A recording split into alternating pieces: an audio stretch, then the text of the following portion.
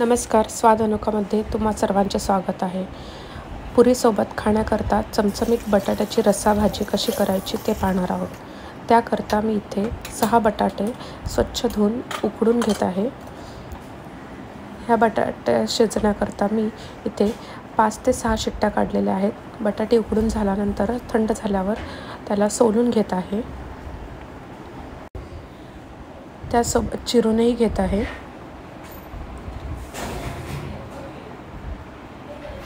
इथे मी कांदा नाही वापरणार आहे. त्याकरता अर्धा टोमॅटो चिरलेला आहे, कोथिंबीर आणि 4 मिरच्या चिरलेल्या आहेत बारीक. आता कढईमध्ये आपण 1 पळी तेल घालून घेतलेलं आहे. तेल छान गरम झाल्यानंतर त्यात 1 चमचा जिरे मोहरी टाकून घेत आहे. जिरे मोहरी छान तडतडल्यानंतर त्यात आपण बारीक चिरलेला टोमॅटो आणि बारीक चिरलेली मिरची घालून घेत आहोत. ते छान सॉफ्ट झाल्यानंतर मी त्यामध्ये 1 चमचा आलं लसूण पेस्ट घालून घेतलेली आहे.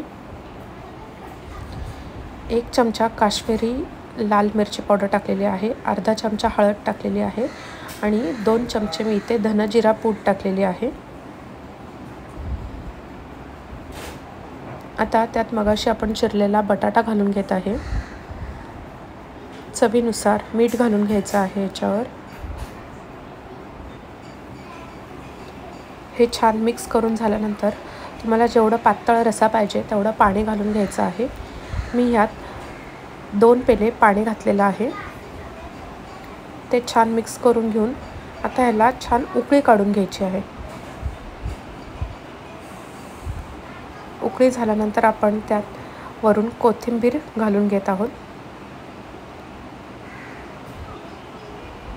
साधी सोप्या पद्धतीने बटाट्याची रस्सा भाजी तयार आहे. पुरीसोबत तुम्ही ही सर्व करू शकता. रेसिपी आवडली असेल तर please like, share, subscribe. Thank you so much for your support.